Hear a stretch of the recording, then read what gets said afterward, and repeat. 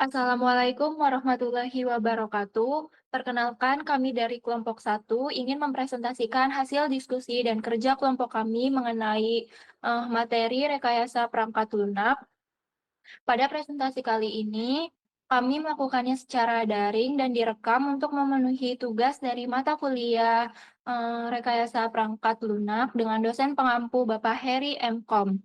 Sebelum kami memulai, perkenalkan terlebih dahulu anggota kelompok kami.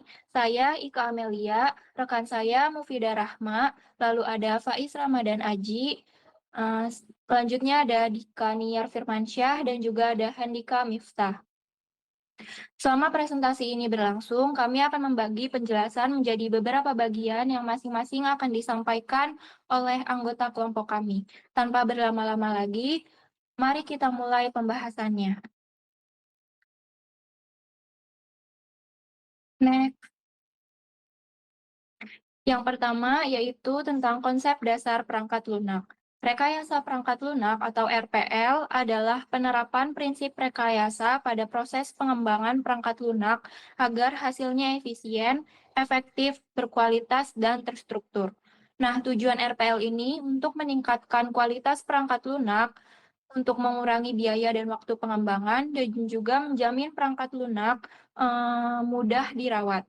Lalu ada 4 tahap utama RPL. Yang pertama itu spesifikasi untuk menentukan kebutuhan sistem, yang kedua pengembangan, membangun perangkat lunak, yang ketiga validasi untuk memastikan sistem sesuai kebutuhan, dan yang keempat adalah evolusi, yaitu pemeliharaan dan peningkatan sistem. Next. Nah, selanjutnya ada pengembangan PL profesional. Jenis produk PL itu ada dua. Yang pertama, generik untuk umum, contohnya itu Microsoft Office. Yang kedua itu ada khusus, pesanan, contohnya seperti sistem akademik sekolah.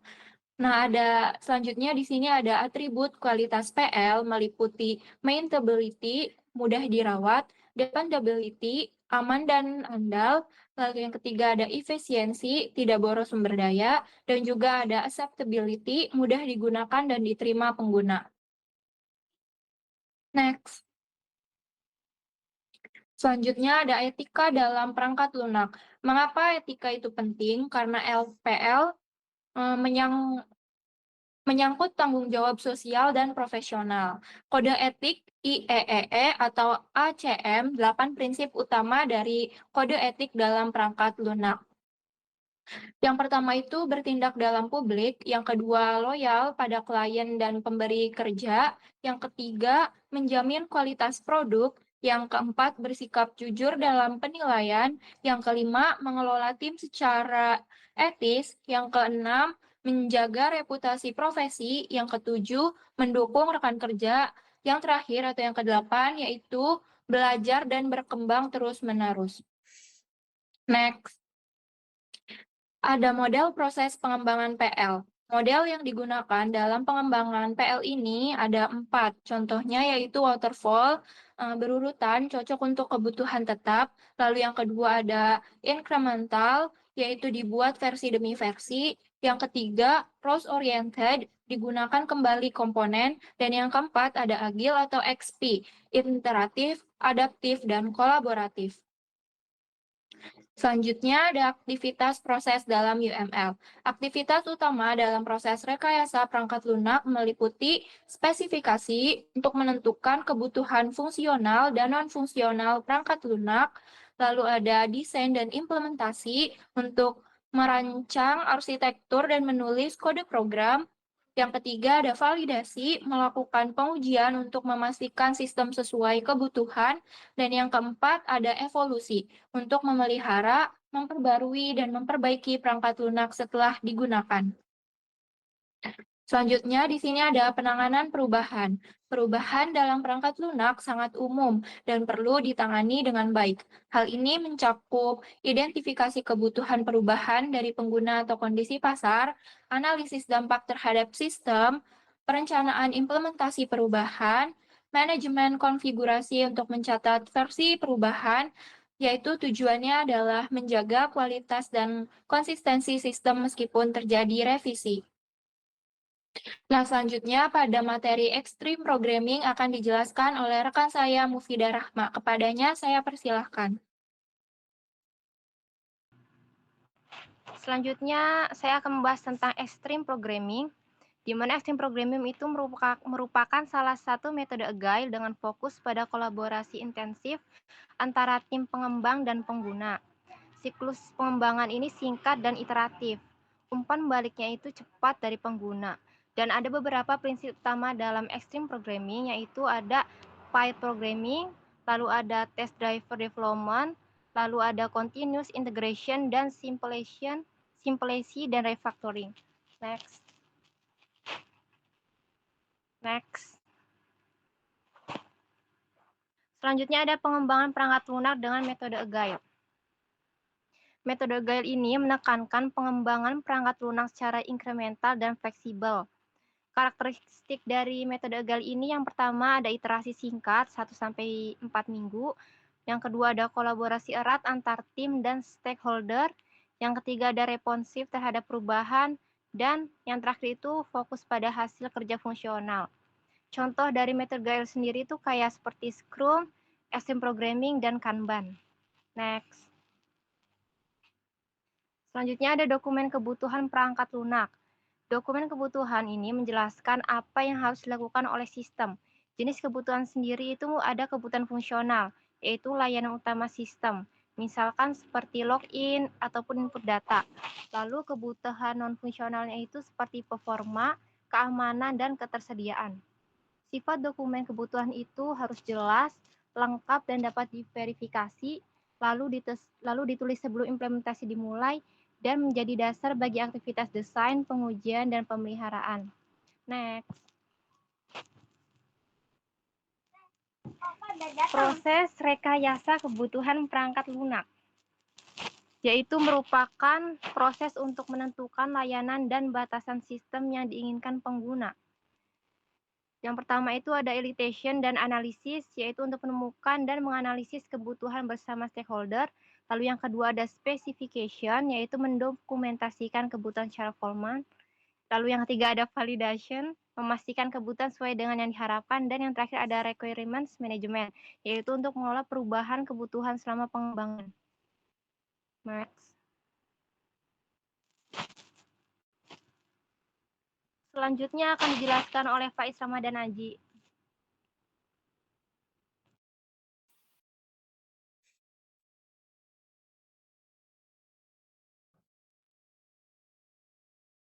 Kemudian ada rekayasa kebutuhan PL.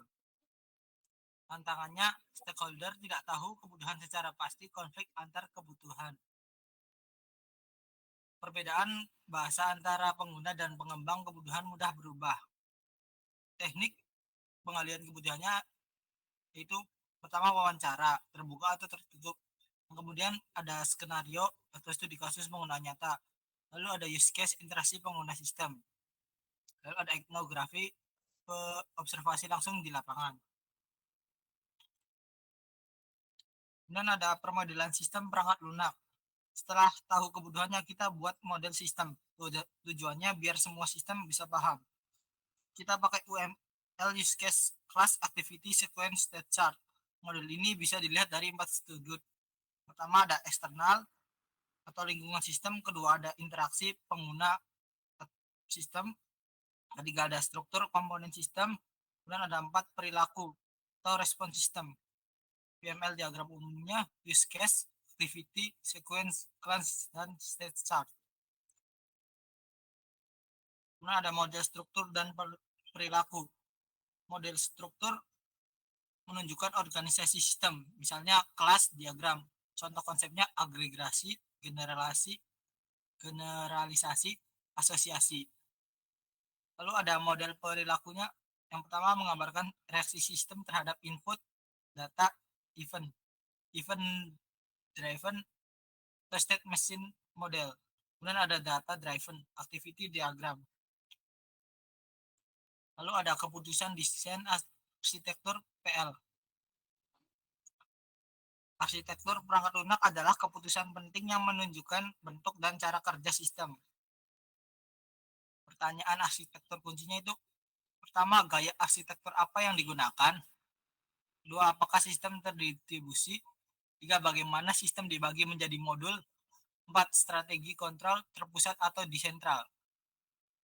Dampak desain terhadap sistem. Yang pertama, performa. Minimalkan komunikasi antar komponen. Yang kedua, keamanan. Data penting diisolasi. Ketiga, maintainability. Modul kecil dan mudah diganti. Yang kelima, available atau sistem. Yang keempat, available atau sistem redundant dan failover. Selanjutnya akan dibacakan oleh Dikenier. Perancangan arsitektur perangkat lunak. Definisi perancangan perangkat lunak.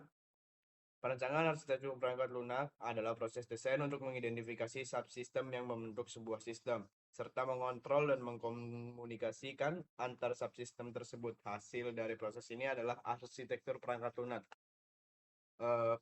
Peran perancangan arsitektur adalah tahap awal proses perancangan sistem, menjembatani proses spesifikasi dan proses desain, seringkali dilakukan secara bersamaan dengan aktivitas spesifikasi. Keuntungan arsitektur komunikasi. Fokus diskusi pemangku kepentingan analisis sistem, memungkinkan analisis kebutuhan non-fungsional. Penggunaan kembali, arsitektur dapat digunakan kembali pada berbagai sistem. Next. Gambaran arsitektur perangkat lunak model 4+1.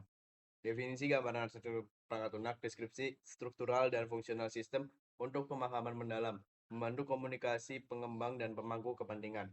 Metode populer model 4+1, model 4+1 view, logical view, abstraksi utama, objek atau kelas, struktur logis. Proses view, sistem dari proses berinteraksi aspek runtime, performa konkurensi. Development view, pembagian sistem untuk pengembangan manajemen konfigurasi. Physical view, organisasi hardware atau software di lingkungan sistem. Use case view +1, skenario atau use case menjelaskan interaksi komponen. Next. Konsep dasar pengujian perangkat lunak. Definisi pengujian perangkat lunak, proses sistematis mengevaluasi perangkat lunak agar sesuai spesifikasi dan kebutuhan pengguna, mencakup identifikasi kesalahan, validasi fungsionalitas, verifikasi kualitas. Tujuan di pengujiannya yang pertama dari validasi, memastikan perangkat lunak adalah produk yang benar sesuai kebutuhan pelanggan. Kecacatan, mengidentifikasi dan memperbaiki kondisi kesalahan perangkat lunak. Verifikasi versus validasi. Verifikasi apakah perangkat lunak dibangun benar sesuai spesifikasi, misal inspeksi tinjauan kode. Dari validasi, apakah perangkat lunak sesuai kebutuhan dan harapan pelanggan, misal pengujian fungsional dan pengguna. Next. Pola perancangan. Definisi pola perancangan adalah pendekatan untuk menggunakan kembali pengetahuan masalah dan solusi yang efektif. Deskripsi abstraknya sebagai template untuk masalah serupa, memanfaatkan konsep berorientasi objek, pewarisan poliomorfisme. Elemen pola, nama identifikasi unik, deskripsi masalah, situasi yang memerlukan solusi, deskripsi solusi, template solusi fleksibel, konsekuensi, hasil dan implikasi penerapan. Pola observer, deskripsi, memisahkan tampilan objek dari objek itu sendiri, masalahnya banyak tampilan diperlukan untuk satu objek. Solusi dari itu pendekatan diagram UML. Konsekuensinya optimasi tampilan mungkin tidak praktis. Next. Sistem pakar modern and machine learning. Sistem pakar modern, aplikasi AI meniru pengambilan keputusan pakar, menggunakan ML untuk belajar dari data lebih fleksibel dan akurat dari sistem tradisional berbasis aturan. Machine learning, cabang AI yang memungkinkan sistem belajar dan meningkatkan kinerja dari pengalaman secara otomatis. Algoritma memproses data untuk identifikasi pola, prediksi, atau keputusan otonom. Manfaat integrasi, akurat lebih tinggi, memahami pola data kompleks, adaptasi terhadap perubahan, sistem berkembang sesuai lingkungan, efisiensi meningkat, otomatisasi pengambilan keputusan, skalabilitas pengolahan data skala besar. Next. Kemudian ada isu-isu implementasi perangkat lunak akan dijelaskan oleh rekan saya Handika Miftah.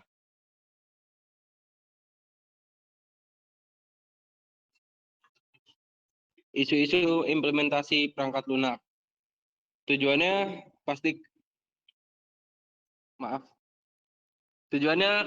untuk ubah desain jadi kode siap pakai. Masalahnya spesifikasi sulit dipahami, dokumentasi tidak konsisten, integrasi modul rumit. Terus tantangannya adaptasi komponen kebutuhan berubah saat coding. Solusinya reuse, manajemen versi, bug tracking, sinkronisasi sistem. Next. Terus selanjutnya pengujian pengguna perangkat lunak. Tujuannya pastikan sistem sesuai harapan pengguna. Terus yang pertama ada alpha, uji awal bersama pengguna. Yang kedua ada beta, uji oleh pengguna di kondisi nyata. Yang ketiga ada acceptance test. Terima atau tolak sistem berdasarkan hasil uji. Next. Terus selanjutnya pengujian. Tujuannya pastikan sistem stabil sebelum rilis. Tes fokus, black box, uji tanpa lihat kode, performance, uji beban tinggi, stres, uji kondisi ekstrim. Next. Selanjutnya model pengembangan perangkat lunak. Waterfall, urut dan lengkap, incremental, bertahap, prototyping untuk kebutuhan belum jelas, spiral, fokus risiko, concurrence and model V, paralel dan uji berpasangan, agile, cepat, fleksibel, iteratif. Next. Demikianlah presentasi dari kelompok kami mengenai rekayasa perangkat lunak. Kami berharap apa yang telah kami sampaikan dapat memberikan pemahaman yang jelas dan bermanfaat sesuai dengan tujuan dari tugas ini. Terima kasih atas perhatiannya dan mohon maaf apabila ada kesalahan dalam penyampaian maupun kekurangan dalam isi materi. Wassalamualaikum warahmatullahi wabarakatuh.